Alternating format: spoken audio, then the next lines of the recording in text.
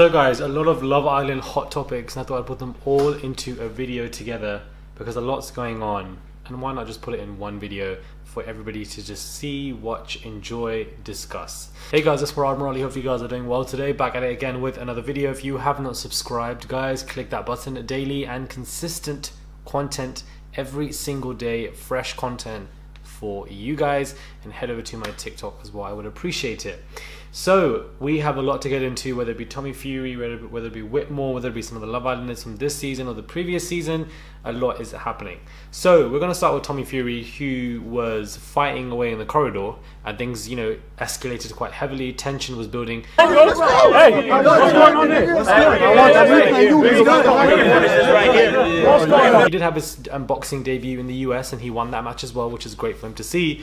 And I think his boxing career hopefully is going to continue to thrive. I mean, he has the pressure anyways with his with Tyson Fury, but he gets into a fight, nearly a physical fight, in the corridor alongside Jake Paul. Now these two are going back and forth. Anyway, you can tell from the video, which I'm going to put in this, a little bit of it, that Tommy Fury is just an innocent guy. Like, the guy is just, he's not a violent guy. He's not somebody who's angry.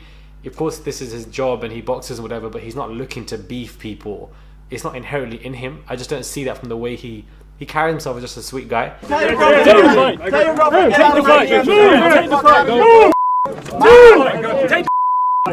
Bro, you just went 4 rounds with. And of course, Jake Paul comes up to him, and he then suddenly toughens up. He's like, stop running away, fight me, fight me. Of course, Tommy needs this fight more than Jake Paul, because Jake Paul is arguably bigger than him. And of course, although Tommy might be more qualified or have the people in his family that are boxers, Jake Paul is the one that is more known on the socials, and therefore, Tommy would benefit from more of this fight than, him.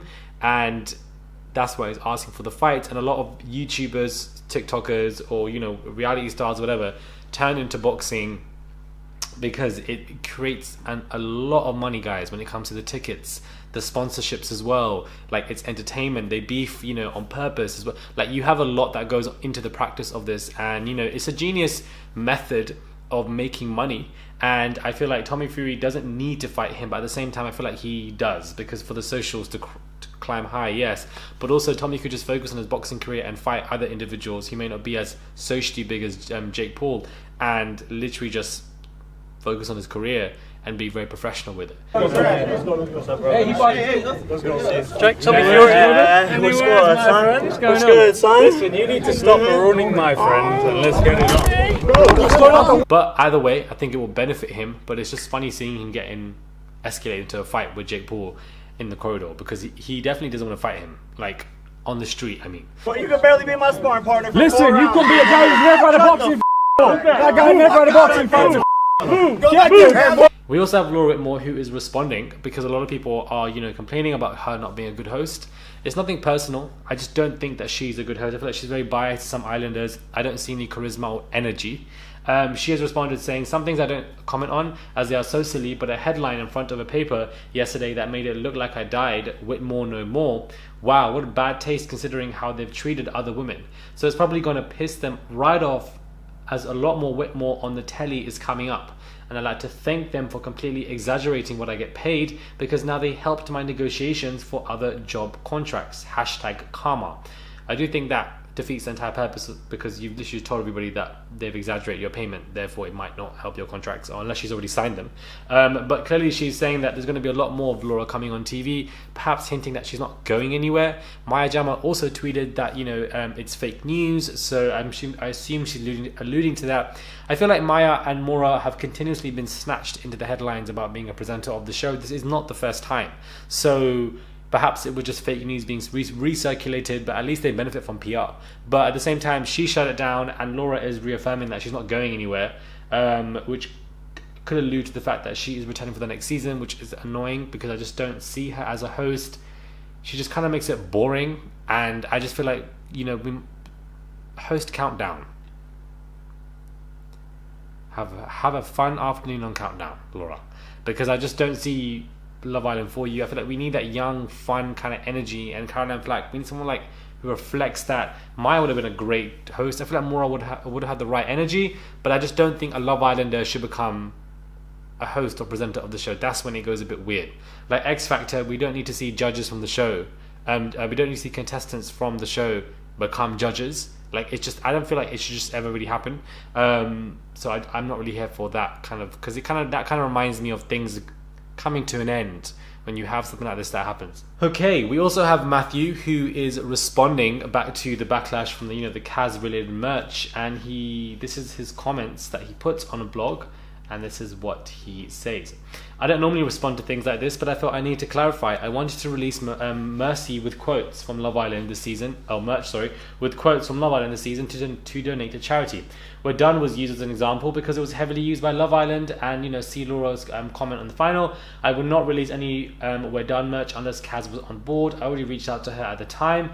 I'm trying to help with suicide prevention and not do anything else, but it appears that people jump to conclusions without knowing the facts. For the record, I'll repeat it for those who don't understand. I would not be releasing any merch that offended Kaz. I will, however, be releasing other merch in which all profits go to charity, peace, and love. Just think that it came across as if he was overdoing it, over milking a situation that he just didn't need to over milk. That's just how it came across, regardless of his intent of charitable efforts. But I think that it's good that you want to donate charity. I've always said in my last video, I feel like his intentions were pure. I don't think that he was irritated. Not irritated, sorry. I don't think he was trying to do it against her. I don't think he was doing that at all. He just wanted to do it with innocent intentions. But it just can be interpreted as such when you're doing it at somebody's expense, whether they're on board or not. People may not think though. People may not think so. But he's gonna release merch anyways, and hopefully it does well, because you can donate all the money to charity, as he says. Amy from Love Island has announced that she has a boyfriend now. So this is obviously amazing, great news for her. I'm so happy for this girl, because she obviously struggled on the show. I feel like Curtis was probably the biggest villain. I feel like Curtis was the bigger villain than Michael. In all honesty, I just feel like he definitely was, because he wasn't really truthful with it, or doing it with his chest post Casa Amor. But the fact that she's found somebody now after, and I feel like he's a pretty good looking guy, guys. So I feel like she's doing very well for himself. She's posting him everywhere, so perhaps she's been with this guy for quite a while now, and now she feels safe to post him online, and hopefully this just ends up being a long-standing relationship for the girl, because I do feel like she has struggled in that department, no shade no tea, because of people like Curtis who have played it like a fiddle, and she just simply did not deserve that at all in the slightest. Medhy from Casa Amor, this season of Love Island, put up a TikTok about Kaz. I feel like everybody just wants to make a storyline, and by doing that, they need to use her name, or relevance, or conversation, irritation, frustration, controversy, whatever you want to call it. It's just cringe to me. In my world, everyone's a pony, and they all eat rainbows and poop butterflies. That's beautiful, Katie. In a really weird way. And I feel like Hugo's behavior is coming off on some of the other islands as well. That kind of ick behavior. I don't know how to explain it. That cringeworthy stuff. I don't understand the premise of his TikTok, or what he was trying to say, or perhaps Kaz wasn't interested in him or something like this, or maybe because he was weird. I don't get it, but I just feel like a lot of people will either use her name in some kind of capacity, shape or form, whether it be with good intention or bad intention. Regardless, her name is thrown into the mix somewhere to kind of fluster up some kind of conversation online that would benefit the individual that is doing so. And I've just noticed that pattern amongst quite a few individuals and people, and I find it to be interesting. Yeah. Make of this what you will, guys. Make of this what you will. It was so funny. I was speaking to a few people, in the industry, whatever, and all of them tell me, "Oh, Murad, by the way, every islander watches your video. Every single one that comes out, they go straight to your videos. They watch what you think, etc., etc." I'm like, guys, I'm not surprised, baby.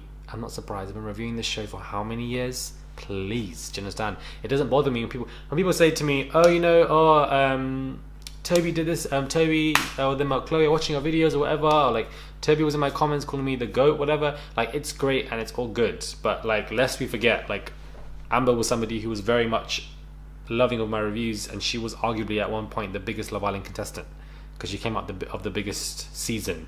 And if me and her have collaborated and done work, I'm pretty sure all these other islanders will know what I do and stuff like that, because arguably the biggest islander at the time when she won from the biggest season ratings wise,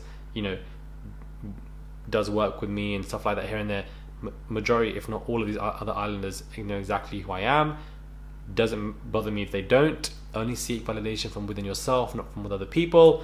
But at the same time, it's just funny because a lot of industry people say to me, Murad, they love your videos, or they do, or they all come to watch us, especially after the season ends, they come straight to you. It's I find it to be numerous amount of people have told me this, and I just find it to be funny.